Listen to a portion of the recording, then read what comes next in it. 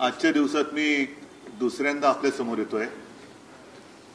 दुपारी संपूर्ण महाराष्ट्रामध्ये भ्रष्टाचारी मंत्र्यांच्या विरोधात शिवसेनेने जे आंदोलन केलं त्या आंदोलनाच्या निमित्ताने मी इथेच बाजूला महाचं जिथे पुतळा आहे शिवाजी पार्क तिथे तमाम सगळे शिवसैनिक जमले होते आणि त्या आंदोलनात मी स्वतः सहभागी झालो होतो।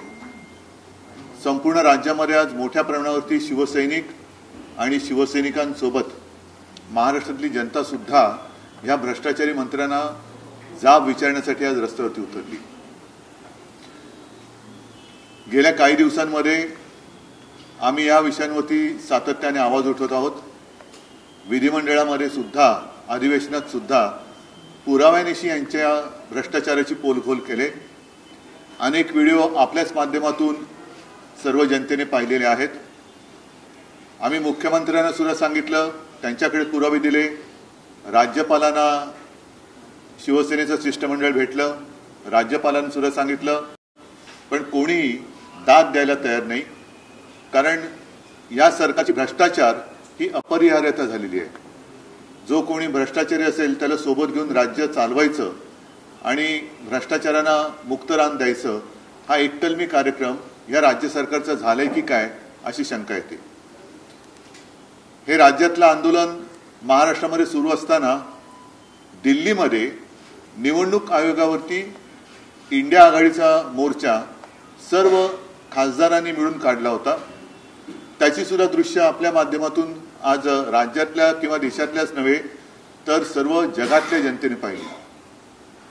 दिल्लीतला तो प्रसंग किंवा ती जी काही घटना आहे, सर्व विरोधी पक्षाच्या खासदारांना निवडणूक आयोगावरती चालले होते, त्यांना जाब विचारायला चालले होते, त्यांना पकडून बाजूला नेलं गेलं, अटक करण्यात आली। मला असं वाटतं की आपल्या देशाच्या लोकशाहीला सरकारने केलेली कृती म्हणजे एक बट्टा लागलेला आहे। सरकारने स्वतःच्याच हाताने लोकशाहीला काळीमा फासलेला आहे।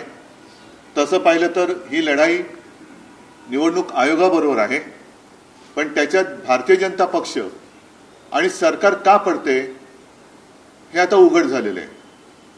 राहुल गांधींनी कसं मतदारांची चोरी झाली, मतांची चोरी झाली हे सप्रमाण सगळ्यांना दाखवून दिलं, उघड प्रेस कॉन्फरन्स घेतली आणि एकदा त्यांनी विरोधी पक्षनेता म्हणून शपथपूर्वक सगळ्या गोष्टी केल्यानंतरही निवडणूक आयोग त्यांनाच सांगते तुम्ही ॲफिडेव्हिट द्या।